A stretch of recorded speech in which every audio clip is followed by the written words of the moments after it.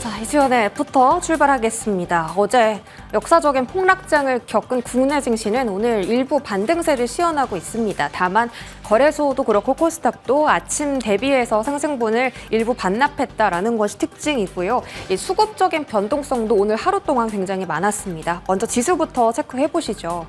자, 현재 지수 거래소는 3.6%의 상승이고요. 일중 2,578선까지 터치했다가 현재는 2,532선까지 약간의 상승분을 반납을 했습니다. 이제 증권가에서 바라본 코스피의 저점이 2,440포인트였는데 정확하게 저점을 딛고서 상승이 나와줬고요. 코스닥은 시세 그래도 거래소보다는 유지가 나오고 있습니다. 오늘 일중 고점 근처에서 오후장까지 탄력을 쭉 끌어가는 모습 나오는데 수급적인 변동성이 좀 있습니다. 일단 거래소에서 외인 기관의 동반 매도가 발생하고요. 오늘 장중에 외국인도 그렇고 기관도 그렇고 아침에는 동반 순매수였습니다. 하지만 외국인은 10시 30분에 매도 쪽으로 포지션 바꿨고요. 기관은 12시 직전에 매도 쪽으로 포지션이 바뀝니다. 지금 외인 기관이 함께 매도하고 있는 상위 종목이 삼성전자로 확인되고 있습니다. 코스닥에서는 외국인이 순매수를 늘렸습니다. 3,400억 원까지, 기관도 1,147억 원대 순매수 확인되고요. 선물 시장에서 외국인이 장중 1조 1,000억 원까지 매수 늘렸다가 현재는 매도 전환한 모습입니다. 니케이 지수는 급등을 많이 했는데 국내 증시는 니케이만큼의 상승세를 따라가 주지 못하고 있습니다. 자, 지금 흐름 또 시장 흐름 체크해 보시면 지금 패닉 분위기에서는 벗어나는 움직임인데 이게 단순히 패닉을 벗어났다라는 것 외에도 조금 추세적인 강화 흐름이 나와야 지수가 V자로 반등을 해줄 수가 있다라고 합니다. 그래서 지금부터의 앞으로의 그 방향성이 굉장히 중요한 거고요.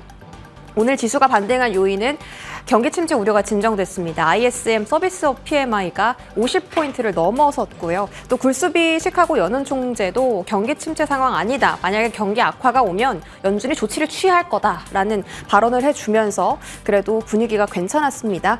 엔달러 환율도 반등했습니다. 갑자기 이제 BOJ에서 금리 인상하면서 엔화 가격이 급등했었죠. 그러면서 미국과의 격차가 벌어지다 보니 엔캐리 청산 이슈가 있었고 오늘은 엔화가 살짝 꺾이면서 지수가 반등을 했습니다. 그래서 니케이는 좀 강한데 국내 증시는 여전히 청산 불안감이 조금 진행되고 있는 것 같습니다.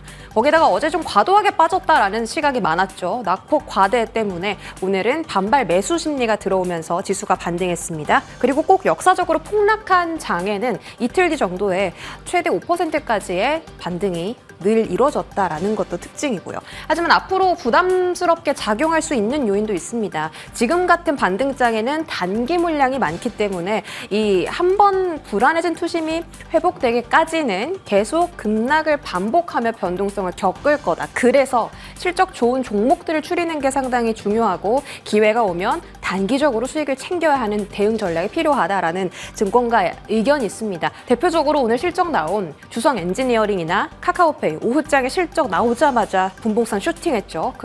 그리고 나서 바로 상승분을 반납했습니다. 이렇게 실적이 좋은 종목들 눈여겨보다가 수익을 챙기시는 것도 괜찮은 방법인 것 같고요. 이번 주에 기대해볼 만한 것은 기업들의 실적, 엔달러의 진정, 세 번째 중국 경기지표의 호조입니다.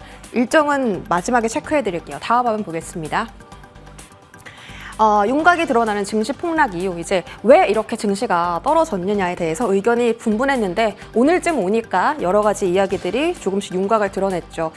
기술적 고평가부터 스타트를 끊으면서 BOJ 기준금리 인상, 연준이 금리나 횟수가 달라지면서 이제 채권 시장으로 안전자산 쪽으로 자금 이동이 많이 나타났고요. 대미 수출주 포지션 청산이라든지 여러 가지 요소들이 묶이면서 거기다가 매도가 매도를 부르는 과매도 현상이 어제 나타났습니다. 긍정적으로 보실 건 하나투자증권 쪽에서 올해 코스피 예상 밴드를 2,500에서 3,000포인트로 유지한다고 밝혔습니다.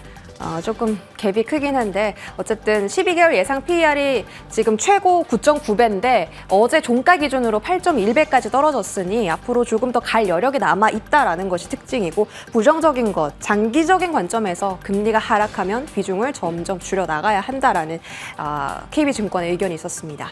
어제 특히 국내 증시에 가장 영향을 많이 준 게 엔캐리 트레이드 청산이었고요. 이게 어제 2경 넘게 지금 글로벌 증시에 자금이 풀어져 있다라고 말씀드렸는데 규모는 확실치 않고요. 엔캐리가 만약에 문제라면 연준이 금리 인하해도 효과 크지 않을 수 있다. 그리고 연준이 빅컷, 빅스텝을 단행하거나 너무 많이 올해 금리 인하를 시행할 시에는 엔캐리 청산에 더 자극을 받을 수 있다. 그래서 지금 가장 좋은 건 금리 인하를 너무 급격하게 하지 않는 것이 가장 중요한 것 같고, 다음 한번 보겠습니다. 너까지 왜 이래? 중동 리스크 고조. 오늘 아침 10시쯤에 전해진 소식입니다. 이스라엘 헤즈볼라 핵심 부대 사령관 드론으로 암살 소식 전해졌고요. 이와 함께 수급이 조금 중동 리스크 쪽으로 몰리는 현상이 있었습니다. HVM이 3거래일 연속 강세 흐름, 휴니드나 스페커 같은 전쟁 관련 종목들도 오후장에 계속 탄력을 유지하는 흐름이었고요. 이외에도 자원이나 석유 종목들 계속 급등하는 현상, 오후장에는 해운주까지 올라가는 흐름이 나왔습니다. 이 중동 리스크는 단기발 이슈일 줄 알았는데 지금 시장에 너무 떨어졌다 보니까 계속해서 테마성으로 부각받는 움직임이 연출되고 있습니다. 자, 다음 한번 보겠습니다. 그럼 국내 시장은 어떻게 방향성을 잡아가야 할까? 제가 지난주 금요일 그리고 어제도 말씀드렸는데 이제 실적이 좋은 종목들을 좀 관심 있게 지켜보자라는 말씀드렸습니다. 오늘 조선과 전력설비가 나름 방어적으로 잘 움직입니다. 올해 5조 원 잭팟 터진다. 지금 HD 한국조선해양과 삼성중공업 그리고 한화오션이 카타르 에너지와 함께 최대 5조 원 규모 LNG선 운반선 수주를 협상 중에 있다라고 하고요. 이 수주 낭보가 또 전해진다면 주가 탄력 받을 가능성, 컨테이너선 신조선가까지 최근 들어 계속 상승하는 중입니다. 전력 설비주들도 오늘 상승하는 종목들이 가장 많은 섹터 중에 하나입니다. 역대급 더위, 지금 밖에만 나가면 거의 한증막 들어가는 것 같은 분위기인데 최대 전력 수요 경신했고요. 거기다가 HD 현대일렉트릭은 하반기에도 고밸류를 충분히 정당화할 수 있을 만한 수주가 있다라는 소식 전해집니다. 효성중공업도 마찬가지고요. 자, 마지막으로 지표 체크하겠습니다. 제가 금리 인하를 너무 급격하게 하거나 많이 하면 안 된다라고 말씀을 드린 게, 그렇게 되면 지금 그 BOJ랑 격차가 벌어지게 되기 때문인데 이제 곧 발표합니다. 10분 뒤에 BOJ 측에서 좀 기자회견이 의회 논의가 있을 예정이고요. 거기서 어떤 이야기가 나올까가 초미의 관심사입니다. 아마도 금리 인상을 하지 않거나 금리 인상 속도를 늦추거나 내년으로 미루겠다, 이런 발언들이 나올 텐데 그렇다면 국내 증시에는 긍정적일 예정입니다. 이번 주 일정이고요. 중국의 지표 확인하시고 이제 CPI, 잭슨홀 미팅 가장 중요합니다.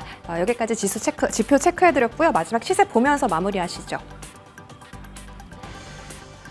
자, 현재 조선 섹터입니다. HD 한국조선해양 역시나 대장주가 가장 강한 탄력을 보여주고 있고요. 11%의 급등. 이외에도 조선업종과 기자재까지 오후장 대비해서 탄력을 잘 유지하고 있습니다. 또 다른 전력 설비 종목들도 보겠습니다.